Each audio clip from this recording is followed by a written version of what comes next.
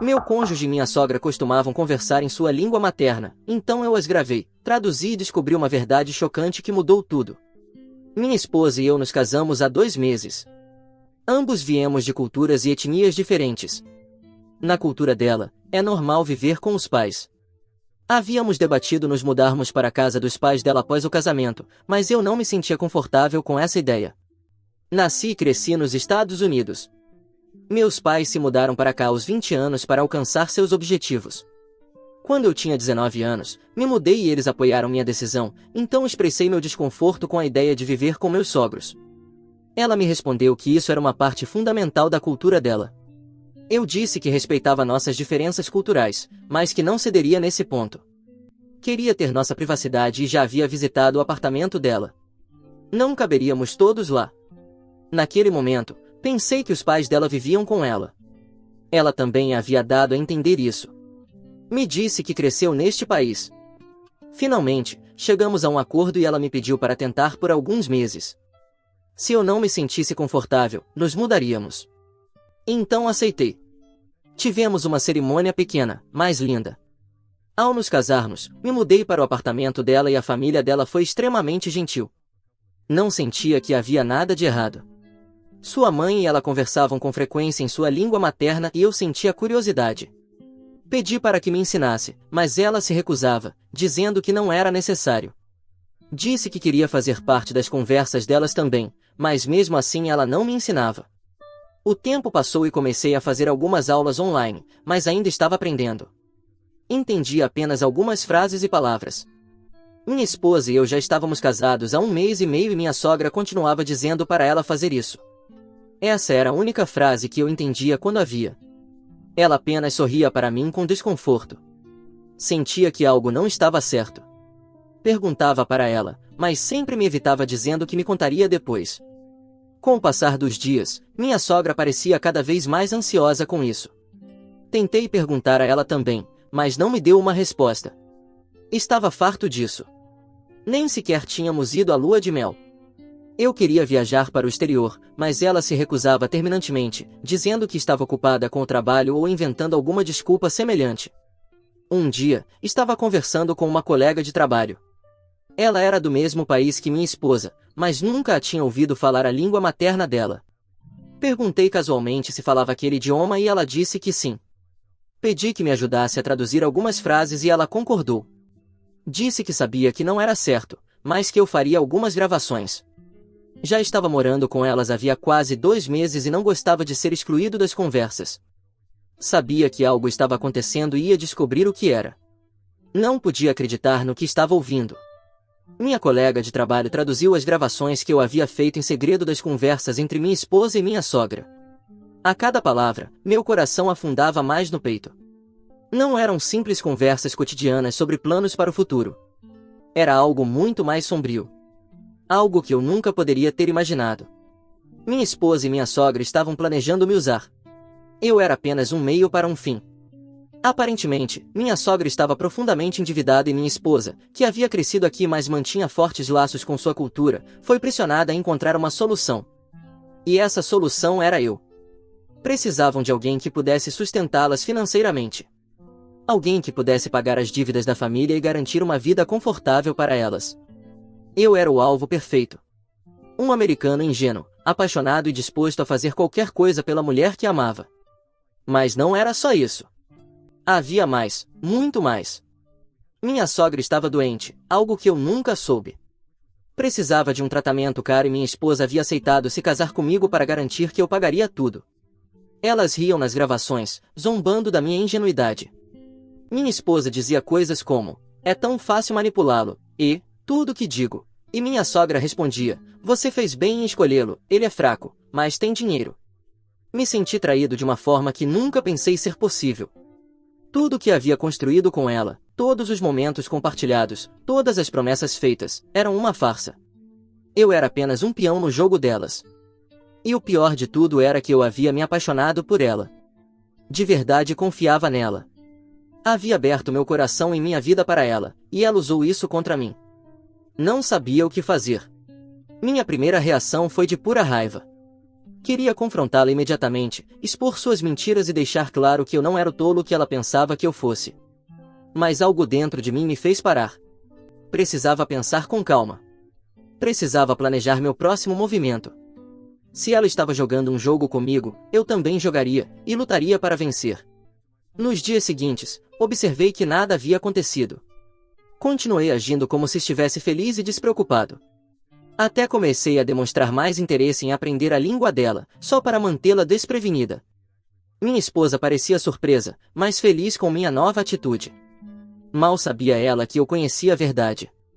Enquanto isso, comecei a planejar minha retaliação.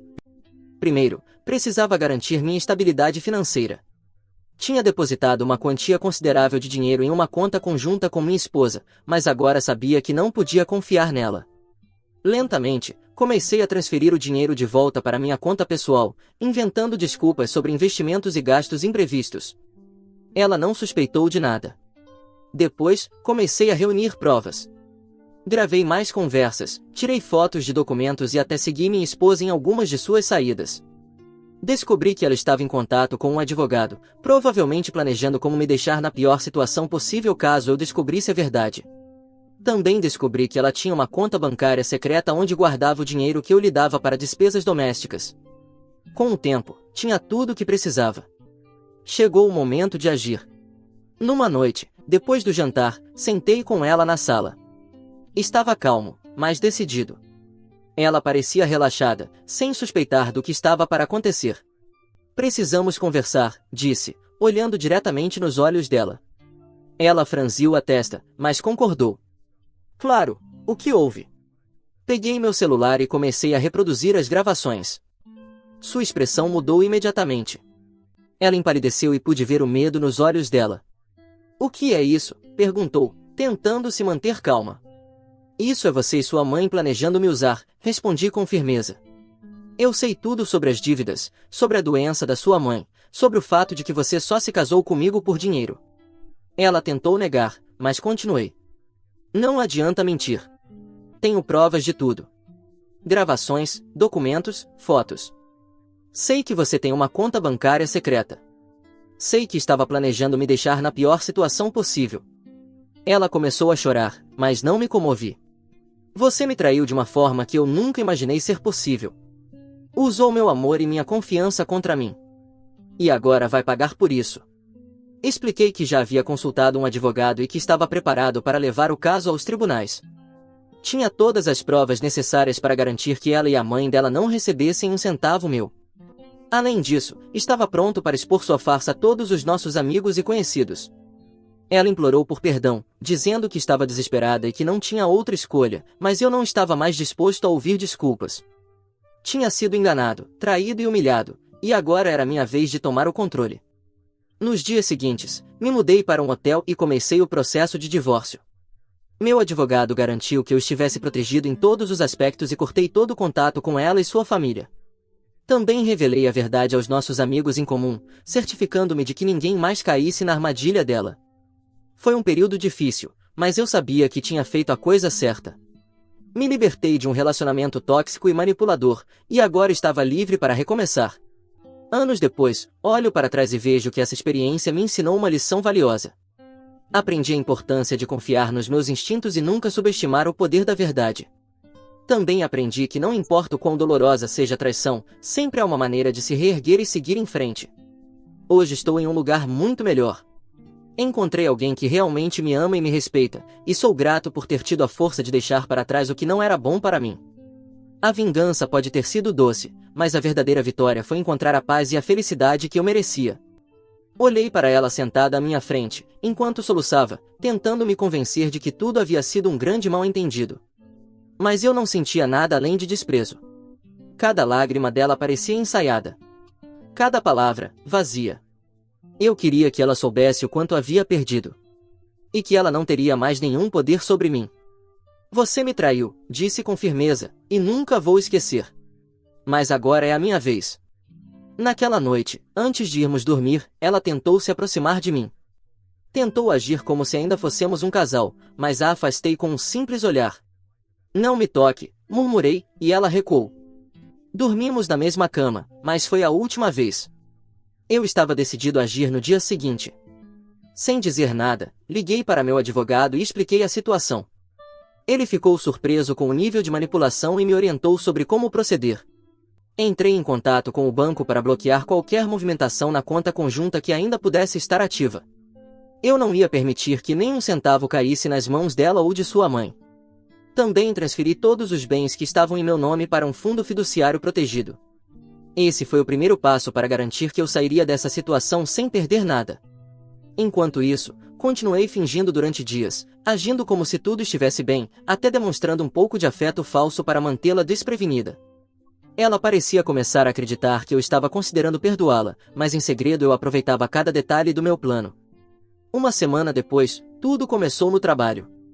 Solicitei uma licença para resolver alguns assuntos pessoais e aproveitei esse tempo para reunir todos os documentos necessários para encerrar a relação.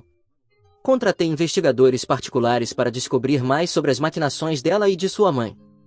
Queria garantir que nada ficasse ao acaso. E então chegou o dia. Cheguei em casa mais cedo do que o habitual, com todos os documentos em mãos. Ela estava sentada no sofá, mexendo no celular. Quando me viu, sorriu como se nada tivesse acontecido. "Oi, amor", disse. Mas o som daquelas palavras fez meu sangue ferver. "Precisamos conversar", disse, depositando os documentos sobre a mesa. Ela me olhou confusa e viu o momento em que entendeu. Começou a tremer, tentando pegar os documentos, mas eu os afastei. "Estes são os papéis do divórcio", continuei com calma. "Sugiro que os assine sem tentar inventar desculpas, porque não há saída." Ela começou a implorar, lágrimas falsas escorrendo pelo rosto. "Por favor, me escuta, eu te amo, só fiz isso porque estava desesperada, minha mãe precisava de ajuda." "Cale a boca", interrompi com frieza. "Aqui não existe amor. Você nunca me amou. Me usou, e agora vai pagar por isso." Ela tentou argumentar, mas coloquei meu telefone sobre a mesa e dei play. As gravações começaram a tocar, cada palavra expondo o plano que ela e a mãe haviam tramado. Vi o pânico tomar conta dela enquanto ouvia sua própria voz revelando quão fácil era me manipular e o quanto eu era fraco. "Você sabia exatamente o que estava fazendo", continuei, "e sabia que, se eu descobrisse, tudo desmoronaria. Pois bem, aqui estamos." Ela ficou em silêncio por um momento antes de finalmente explodir. "E o que você quer que eu faça agora?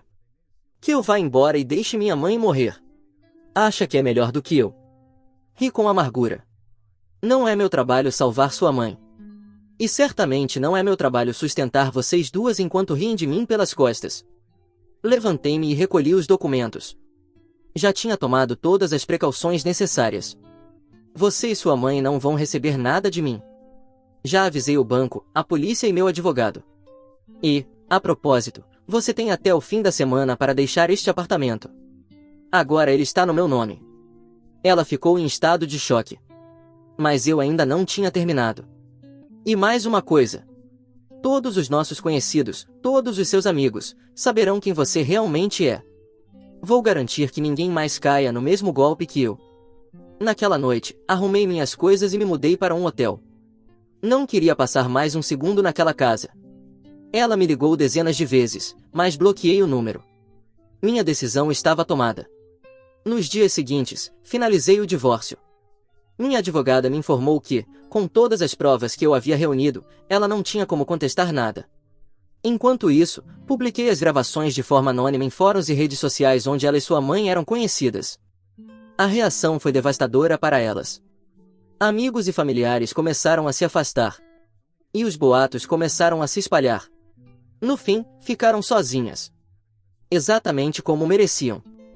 A mãe dela teve que vender o pouco que possuía para pagar parte das dívidas, e minha ex-esposa fez de tudo para reconstruir sua vida, mas o dano já estava feito. Ninguém mais confiava nelas. E eu?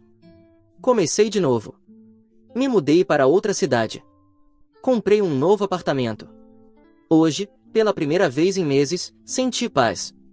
Olhando para trás, percebo que a maior vingança foi recuperar minha vida e deixá-las afundar no desastre que elas mesmas criaram.